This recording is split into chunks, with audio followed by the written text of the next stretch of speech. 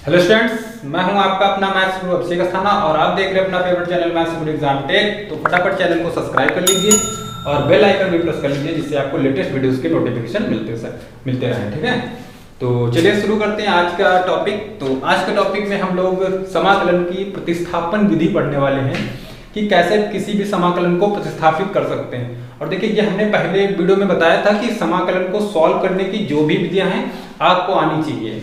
क्यों? क्योंकि जब बोर्ड एग्जाम में क्वेश्चन देता है तो वो डायरेक्टली ये नहीं पूछता है कि आप प्रतिस्थापन से इसको सॉल्व कीजिए या फिर आप खंडसा से सॉल्व कीजिए या फिर आप साधारण तरीके से सॉल्व कीजिए।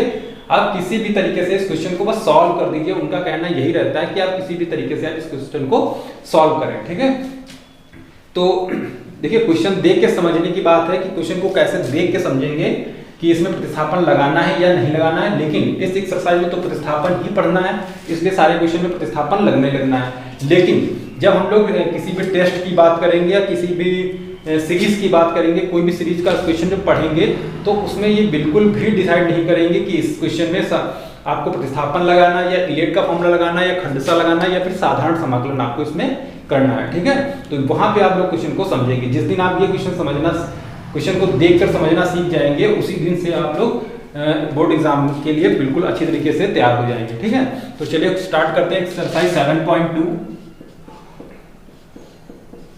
तो एक्सरसाइज 7.2 में जो हम लोग डिस्कस करने वाले हैं उसमें प्रतिस्थापन समाकलन की बात करते हैं। तो प्रतिस्थापन समाकलन में देखिए, जो पहला क्वेश्चन इन्होंने लिखा है वो लिखा है 2x upon 1 plus x square. ठीक है, 2x upon 1 plus x square dx। ठीक है, ये पहला क्वेश्चन इन्होंने लिखा है। अब देखिए, इसको कैसे सॉल्व करेंगे। तो यहाँ पे देखिए 1 प्लस एक्स स्क्वायर जो लिखा हुआ है, किसी भी प्रकार से हम लोग 1 प्लस एक्स स्क्वायर को ऐसा रिप्लेस करें कि हमको यहाँ से 2x के साथ कोई फलन की, मतलब जो फलन या तो कट जाए हमारा पूरा का पूरा, या फिर फलन हमारा कुछ चेंज हो जाए। ठीक है, और वो अन्य किसी जो भी हम लोग मानेंगे उसके टर्म में आ जाए। तो हमने 1 प्लस एक्स स्क्वायर को मान लिया है कितना, 1 प्लस एक्स स्क्वायर को हमने मान लिया है t। तो देखिए 1 का तो 0 होता है जानते हैं, और एक्स स्क्वायर का कितना होता है 2x, और dx इक्वल टू कितना हो जाएगा dt। तो dx इक्वल टू कितना आएगा dt अपॉन 2x। ठीक है, कितना आ गया हमारा जो dx की वैल्यू हमने निकाली वो कितनी आई है dt अपॉन 2x। अब देखिए क्वेश्चन में आ जाते हैं, तो यहाँ कितना दिया था हमारा 2x, और 1 प्लस एक्स स्क्वायर को हमने t मान रखा है, साथ में dx की वैल्यू कितनी है dt अपॉन 2x। तो यहाँ से देखिए 2x और 2x कट जाएगा तो हमारे पास कितना प्राप्त हो जाएगा dt अपॉन t। तो जानते हैं 1 अपॉन t का यानी कि 1 अपॉन x का कितना होता है फॉर्मूला log, तो ये हो जाएगा हमारा log t। लेकिन फलन हमारे किस में था x में, तो हम लोग फिर से वापस x में पहुंचेंगे, तो t की जगह कितना रख सकते हैं हम लोग 1 प्लस एक्स स्क्वायर और प्लस c। ठीक है, तो इस टाइप से हमने देखिए पहला क्वेश्चन सॉल्व किया है। और जहां भी आपको समझ में नहीं आ रहा है या आपको कोई भी प्रॉब्लम है तो आप लोग कमेंट बॉक्स में हमसे डिस्कस कर सकते हैं। ठीक है, तो चलिए नेक्स्ट क्वेश्चन की बात करते हैं। लेकिन जो नेक्स्ट क्वेश्चन है हमारा, उसको डिस्कस करने से पहले कुछ बातें हैं वो समझने वाली बात है, और साथ ही में उसको आप ट्रिक भी समझ सकते हैं कि वो समझ लिए प्रतिस्थापन की वो ट्रिक ही है। ठीक है, तो देखिए पहला क्या हमारा तरीका है, जो पहली ट्रिक है या तरीका है, जो भी आप इसको जुगाड़ भी समझ सकते हैं। ठीक है, जिसको जुगाड़ इंडिया में बोलते हैं, जुगाड़।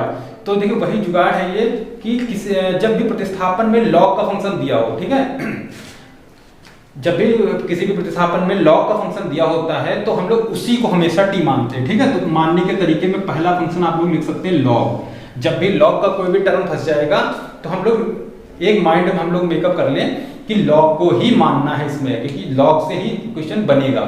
ठीक, फिर दूसरी बात, अगर हम लोगों का कोई भी इनवर्स का फंक्शन फंस रहा है, इनवर्स मतलब sine inverse, cos inverse, tan inverse, ठीक है, कॉट इनवर्स, कुछ भी इनवर्स का अगर कोई भी फंक्शन दिया हुआ है प्रतिस्थापन में तो हम लोग उसी को मानते हैं लगभग। या फिर उसमें कोई भी वैल्यू अगर x की या y, जो भी x की वैल्यू दी रहेगी, क्योंकि x के सापेक्ष ही हम लोग समाकलन पढ़ते हैं, तो जब अवकलन x के सापेक्ष दिया होगा समाकलन, तो हम लोग x जब भी दिया होगा, ठीक है, समझने वाली बात यहाँ भी है कि जब x पॉजिटिव होगा, ठीक है, यहाँ भी समझो कि x जब पॉजिटिव मिले तो आप यहाँ पे tan या cot में से कोई भी वैल्यू पुट कर सकते हैं x बराबर।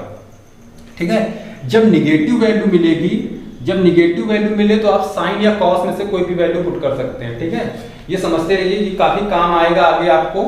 फिर अगली बात, अगर थीटा का काम कोई फलन कर रहा है, ठीक है, ये तो तीसरी बात हो गई। और चौथी बात की अगर बात करें तो अगर कोई भी थीटा का काम कर रहा है, जैसे साइन और यहाँ पे कोई भी थीटा जो आएगा, ठीक है, थीटा का मतलब कोई भी फलन दिया हुआ थीटा की जगह पे हमेशा उसी को मानते हैं टी मानते हैं, या जो भी आप मानना चाहें उसको आप लोग मान सकते हैं, ठीक है। तो इस टाइप से देखिए समझने वाले तरीके थे कि किसी भी प्रतिस्थापन समाकलन में कैसे किसी फलन को मानते हैं, ठीक।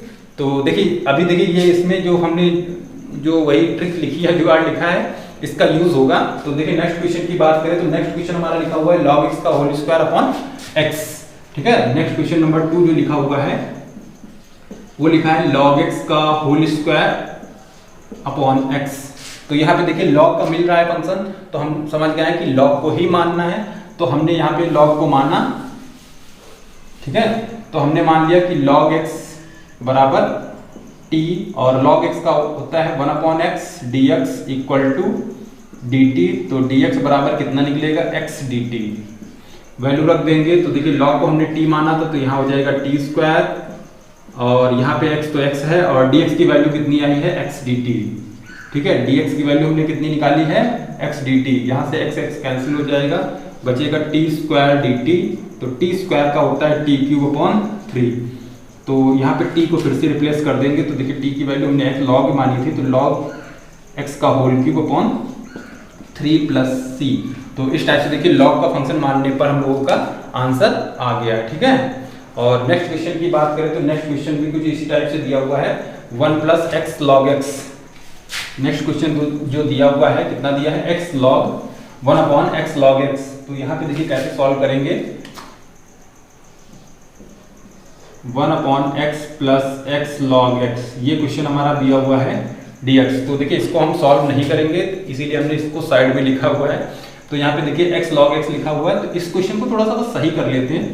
तो ये आएगा dx अपॉन x, कॉमन लेंगे तो अंदर कितना बन जाएगा, 1 प्लस log x, ठीक है। तो अब देखिए इस क्वेश्चन को आप ही लोग सॉल्व करेंगे। तो यहाँ पे देखिए 1 प्लस, जब log x लिखा हुआ है 1 प्लस log x, तो 1 प्लस log x को ही मान लेंगे, तो 1 का तो 0 हो जाएगा, और log x का कितना आएगा, 1 अपॉन x आएगा। 1 अपॉन x ऊपर जाएगा तो देखिए ये वाला x कट जाएगा, ठीक। तो ये आपको मिल जाएगा 1 अपॉन t, और 1 अपॉन t का जानते हैं log t होता है, और t की वैल्यू वापस यही रख देंगे 1, तो आंसर आ जाएगा log ब्रैकेट में 1 प्लस log x, ठीक है। तो ये फाइनल इसका आंसर आ जाएगा। तो नेक्स्ट क्वेश्चन की बात करते हैं।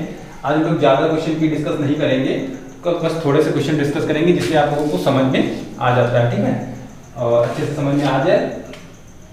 तो नेक्स्ट क्वेश्चन दिया हुआ है साइन x। हाँ देखिए इसमें भी ट्रिक लग रही है अपनी।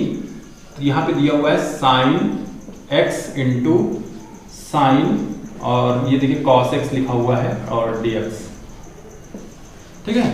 तो देखिए यहाँ पे क्वेश्चन दिया हुआ है साइन x इंटू साइन और cos x। हमने बताया था जब भी थीटा का काम जो भी फंक्शन कर रहा होगा उसी को मानते हैं। तो यहाँ पे देखिए थीटा का काम कौन कर रहा है, cos x, तो इसी को मानेंगे। तो कि cos x बराबर t, cos का कितना होता है minus sine x, dx equal to dt। तो dx इक्वल टू कितना आएगा, माइनस dt बटे साइन x। तो वैल्यू रख देते हैं यहाँ पे। तो यहाँ पे तो हो जाएगा sine x into sine t into dx की वैल्यू कितनी है, minus dt upon sine x। तो देखिए साइन से साइन कट जाएगा, तो कितना प्राप्त होगा, माइनस के साइन t dt। तो साइन का जानते हैं माइनस कॉस होता है समाकलन, तो माइनस माइनस कितना हो जाएगा, ये वाला प्लस, ये हो जाएंगे cos t, और cos t मतलब cos, और t की वैल्यू हमने cos x मान रखी थी, तो cos x प्लस c, ये हमारा फाइनल आंसर इसका आ जाएगा, ठीक है। तो इस टाइप से ये क्वेश्चन नंबर 3 भी हमारा सॉल्व हुआ। बात करें क्वेश्चन नंबर अगर 4 की, तो क्वेश्चन नंबर जो 4 दिया हुआ है sine ax plus b into cos ax plus b। तो यहाँ पे देखिए साइन ax प्लस b दिया हुआ है, तो इसमें जिसका भी अवकलन पता होता है उसी को मानते हैं। तो इसके 2-3 तरीके हैं। क्वेश्चन दिया हुआ है sine ax plus b into cos ax plus b, ठीक है, dx। ये हमारा क्वेश्चन दिया हुआ है sine ax plus b into cos ax plus b। तो देखिए इसका सबसे जो वही हमने कही कि जब आपको क्वेश्चन आने लगेंगे, जब आप तरीके सीख जाएंगे, तो आपके लिए कोई भी जरूरी नहीं कि आप प्रतिस्थापन से ही सॉल्व करें या कंडीशन से ही सॉल्व करें। तो आप लोगों के माइंड में अपने आप कुछ ना कुछ क्वेश्चन जरूर बन जाएंगे। तो देखिए यहाँ पे sine A x plus B into cos A x plus B दिया हुआ था, तो यहाँ ए एक्स प्लस बी और ए एक्स प्लस बी देखिए थीटा जब समान मिल रहा है, साइन का फंक्शन है, तो इसमें 2 का गुणा 2 का भाग कर लिया जाए तो 2 sine theta into cos theta बन जाएगा साइन 2 थीटा का, और देखिए सिंगल टर्म में समाकलन इसका आसानी से हो जाएगा। लेकिन हम लोग प्रतिस्थापन से ही इसको सॉल्व करेंगे, तो देखिए प्रतिस्थापन विधि लगा देते हैं यहाँ पे। तो जब प्रतिस्थापन लगाएंगे तो हमने cos A x plus B को मान लिया इक्वल टू टी, कॉस का जानते हैं माइनस साइन ए एक्स प्लस बी और into a D x equal to D T.